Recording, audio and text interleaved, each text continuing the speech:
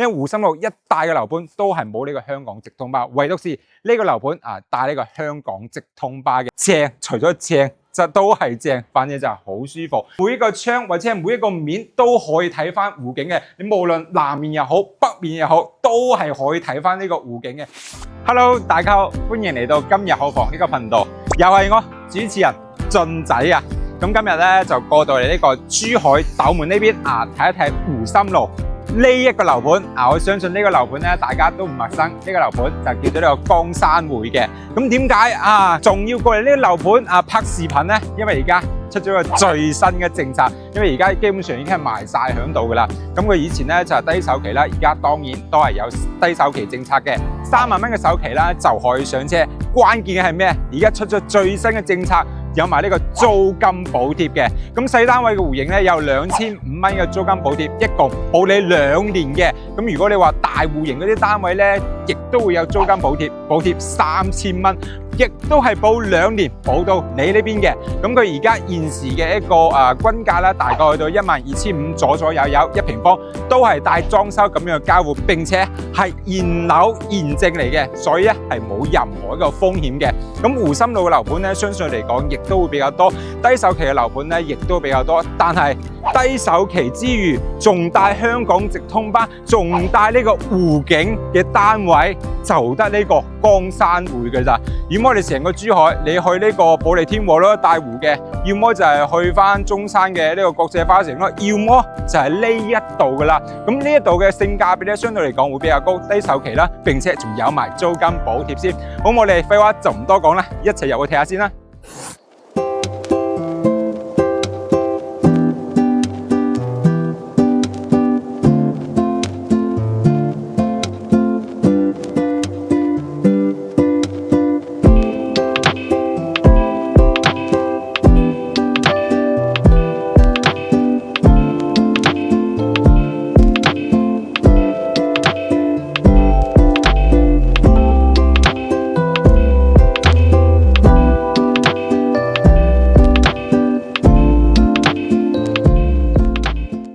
OK 啦，咁而家咧就嚟到售樓部呢個位置啦。咁先從呢個區位圖同大家介紹起身先。嗱，咁睇下呢個區位圖啦。個項目名咧係叫做呢個江山匯嘅。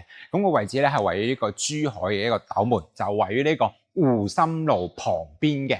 咁其實湖心路成帶咧，亦都會有好多嘅樓盤在手啦。咁低首期嘅亦都比較多，但係唯獨是江山匯呢個樓盤自帶呢個香港直通巴以及自帶呢個湖景嘅，所以居住嘅環境係舒服嘅，出行咧亦都係方便嘅。咁再睇翻啦，咁江山匯佢周邊咧有啲咩商業嘅配套咧？咁最近咧就係呢個嘉禾城啦，咁幾分鐘嘅時間咧就去到呢個嘉禾城商圈噶啦。咁平時行街睇食飯，你行幾步路就去得到噶啦。咁第二個商圈咧就係呢個華發商都，華發商都嘅話相對嚟講咧就會遠翻少少，大概咧用時要15分鐘嘅時間啦，去到呢個華發商都呢一邊嘅。咁再睇翻咧，咁佢周邊咧會有一啲嘅一個醫院啦，因為有啲朋友仔咧即係會擔心一樣嘢，就頭暈身㷫。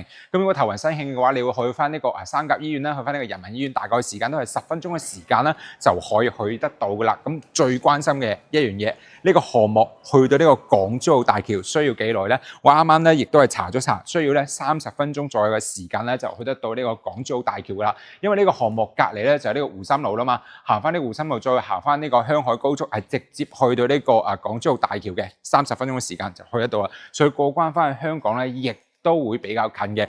有冇朋友仔咧平時中意食海鮮㗎？如果有嘅話就有福利啦，因為佢隔離咧就係呢個白騰騰呢個海鮮市場嘅，呢度啲海鮮咧平靚正。咁鏡頭再轉翻過去項目嘅一個整體嘅沙盤模型先。咁成個項目同大家講過，基本上已經係全部都係賣晒㗎啦。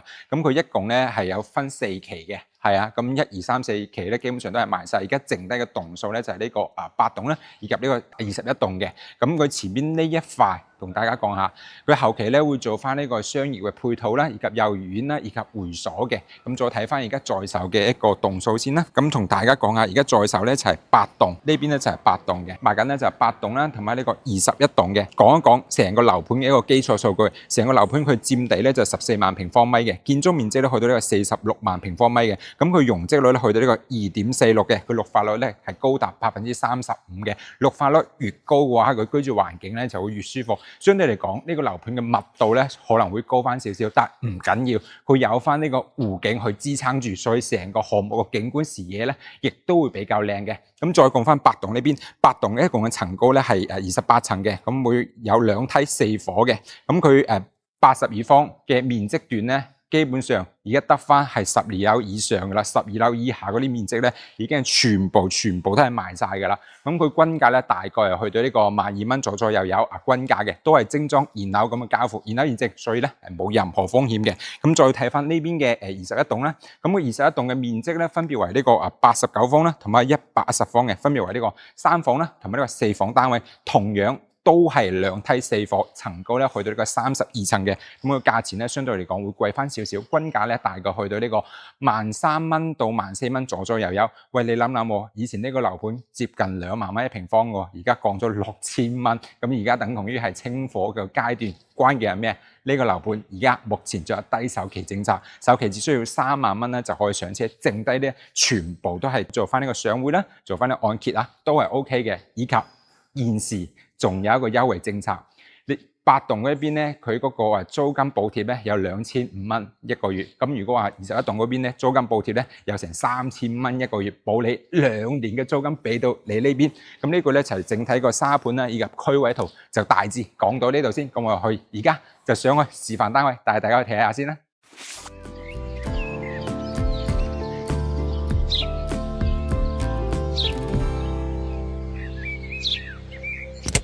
OK 啦，咁而家咧就上到呢個示範單位呢邊，咁我而家位置咧係位於22棟嘅一個6樓，咁大家可以睇到咧呢度一共係有2部電梯4伙嘅。咁我首先咧先睇一個細少少嘅一個戶型先。咁呢個戶型咧就係89方啦，做咗2+1房，即係等同於係3房2廳2個衞生間嘅。咁入屋睇下先啦。咁同大家講下啦，呢度咧都係大精裝修咁樣嘅交付嘅，並且係現樓現證，所以係冇任何一個風險噶啦。咁你睇到嘅嘢，除咗呢啲係冇之外，包括喐得嘅嘢冇之外，其他全部都係有嘅。呢入門口咧會做翻咗個玄關位置啦。放咗個鞋櫃咧，呢度都係呢個交付標準嚟嘅。咁再睇翻佢個格局先，咁個格局咧就係餐客廳一體化嘅。雖然餐客廳一體化咧，呢啲格局咧係傳統嘅戶型，但相對嚟講個整體嘅空間咧係非常之大嘅。咁轉翻過去咧就係呢個廚房嘅一個位置啦。廚房咧會比較的式少少，但係咧相對嚟講亦都係夠用嘅，並且係屬於一個叫做明廚啦。咁最重要，因為呢個樓盤咧最大一個賣點咧就係佢嘅景觀。大家先睇下呢個露台望出去個景觀先啦。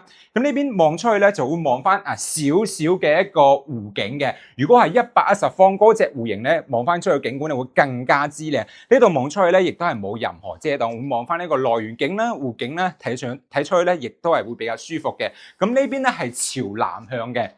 咁朝南向咧，佢嗰個通風採光效果肯定係亦都係非常舒服嘅啦。咁呢度開間咧，亦都係非常之足嘅。目測咧就去到呢個3.2米一個開間嘅。咁呢個咧就係呢個棟區啦。咁再入翻去睇下呢個靜區先。咁入邊嘅佈局咧係一共會做翻3間房、2個衞生間嘅。咁呢度咧係屬於一個叫做公衞啦。咁公衞嘅空間係 OK 嘅，但係咧佢採光面係會比較弱翻少少。點解？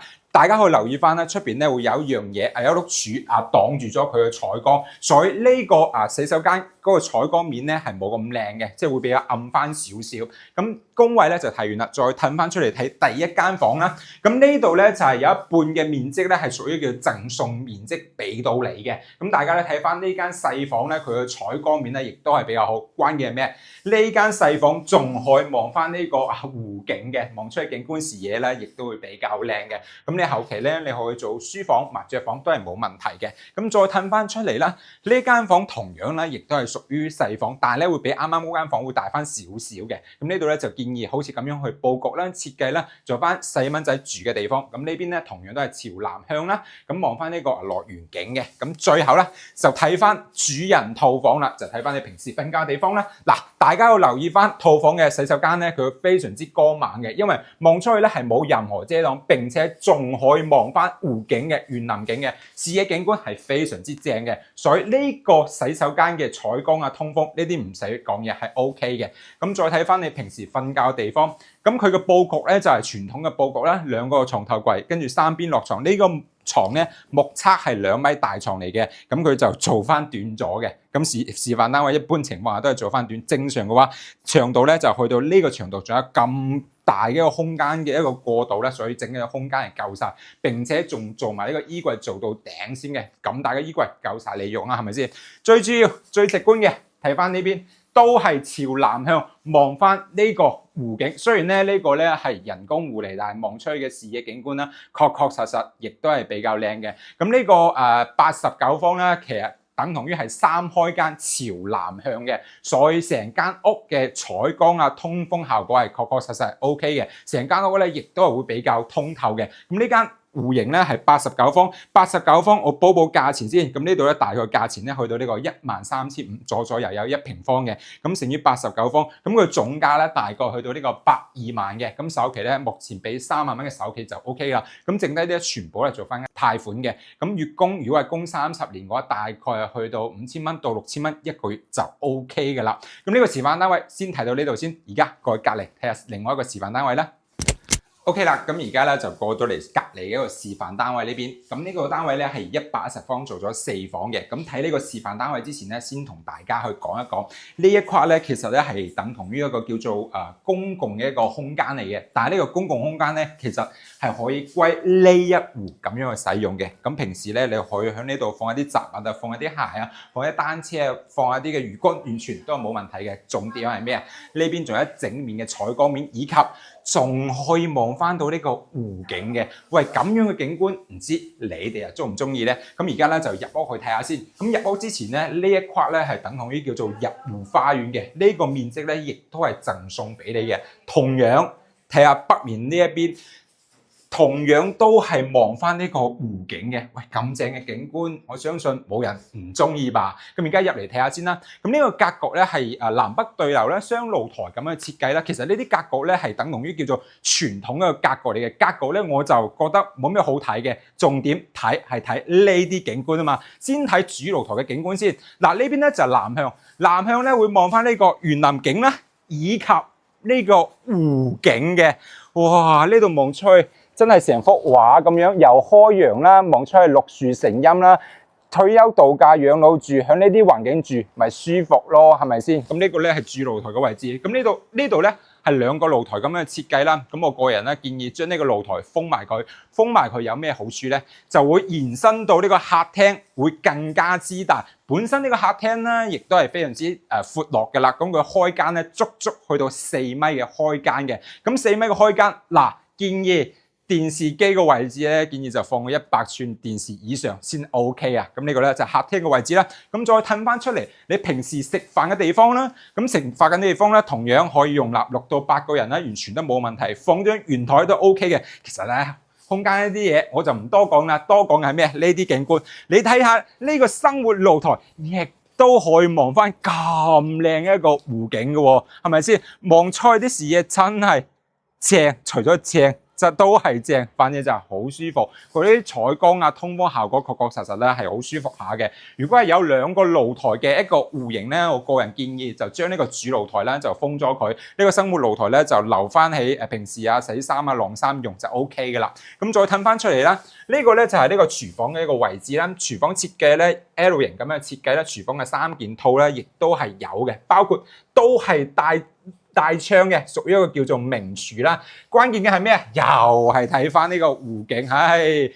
可以咁樣講吧。佢每一個窗或者係每一個面都可以睇翻湖景嘅。你無論南面又好，北面又好，都係可以睇翻呢個湖景嘅。呢個開發商設計呢個戶型真係俾個 like 俾佢。咁呢個動區咧就睇完啦，而家咧入去呢個靜區去睇睇。咁呢度一共我會佈局4間房嘅。咁呢邊咧就呢個第一個洗手間啦，亦都係屬於一個公衛嚟嘅。咁乾濕分離嘅設計啦，整體嘅空間係 OK 嘅，冇問題嘅。包括咧同樣呢個北面亦都係望到呢個湖景嘅，真係緊要。咁呢度咧就係第一間房啦，建議就留俾細蚊仔住啦。整體嘅空間啊、採光啊，以及佢嘅一個採光面咧，亦都係唔錯嘅。點解咁講？你睇到係整面嘅一個採光面俾到呢一間房嘅，所以呢間房嘅通透性、採光性咧係非常之好嘅，包括飄窗嘅位置咧有咁闊落嘅飄窗，亦都係唔計算面積，亦都係等同於叫做送俾你嘅。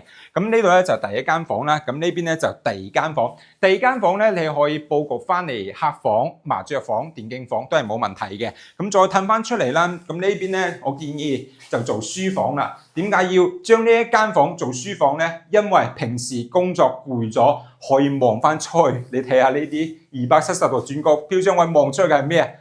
係湖景啊！成個園林小區嘅中軸就係呢個位置，並且可以望翻園林景、湖景。你話攰咗之後望翻出去，成個人都放鬆晒啦，係咪先？咁最後咧就睇翻你平時瞓覺一個地方啦。咁呢度咧就平時你瞓覺嘅地方咧，整體嘅空間咧就傳統一啲嘅佈局啦。2個床頭櫃3邊落床啦，以及有埋呢個做到頂嘅一個衣櫃，咁大嘅衣櫃位咧係夠晒你用嘅。咁再褪翻出去睇呢個空間咧，呢個主人套房嘅一個洗手間嘅空間咧，亦都係非常之足嘅。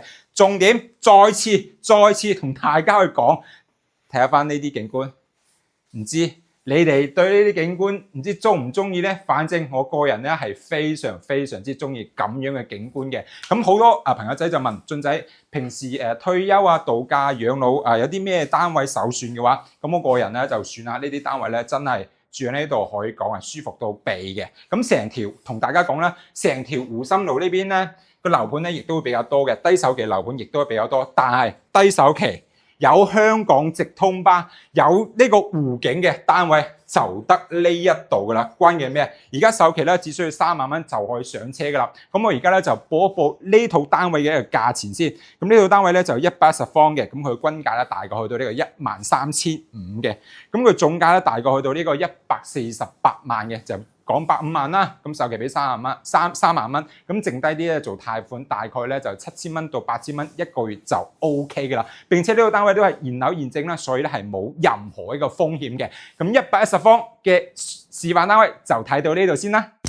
OK 啦，樓盤咧，我相信大家都已經睇完嘅啦。咁江山梅呢個樓盤咧，我相信好多嘅朋友仔咧，亦都會對呢個樓盤有一定嘅了解嘅。冇錯，呢個樓盤以前咧係賣得比較貴啲嘅，要賣到成2萬幾蚊1平方。咁我而家咧就清貨階段，價錢咧亦都會比較平，12500咧就有交易嘅啦。而家首期只需要3萬蚊咧就可以上車，剩低啲咧全部都係可以做呢個月供嘅，以及仲有埋呢個租金補貼。細嘅單位咧租金補貼咧係2500蚊一個月，保你2年嘅。咁大單位咧係3000蚊一個月，同樣亦都會保你2年嘅。咁我而家個位置咧就位於呢個湖，即係呢個生態湖，唔係生態湖咧，人工湖呢個位置呢度嘅。咁望過去咧真係好舒服嘅，吹過嚟嘅風咧亦都係好舒服嘅。所以你退休度假養老住，你就買呢啲大型成熟嘅社區住起身就特別舒服噶啦。大家咧可以留意翻啦，因為咧呢度已經係基本上個入住率咧係非常之高噶，因為呢度係成熟大型嘅社區。如果話你想買一啲嘅湖景嘅單位，如果係中山嘅話，就得翻呢一個國際花城。國際花城係佢價錢咧係可能會平啲，9000幾蚊到1萬蚊嘅單價就可以上車，但係要去到27年先交樓喎，係咪先？咁如果話珠海嘅話，無非就係呢一個盤，要麼就係呢個保利天和啦，保利天和成2萬蚊1平方喎，所以呢一個樓盤嘅性價比咧，亦都係會比較高嘅，包括湖心路嗰一帶嘅樓盤如果要坐呢個香港直通巴嘅話，一定要過嚟呢個樓盤去坐呢個香港直通巴，因為湖心路一帶嘅樓盤都係冇呢個香港直通巴，唯獨是呢個樓盤帶呢個香港直通巴嘅。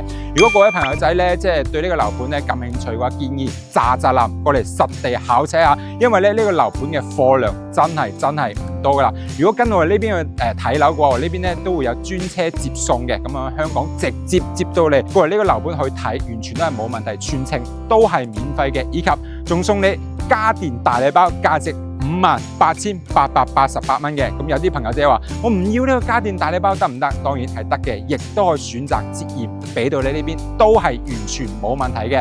咁今期嘅視頻咧就大致到呢度先啦。如果各位朋友仔中意呢條片嘅，記得俾個 like 或者係訂閱一下我，感謝各位朋友仔嘅支持。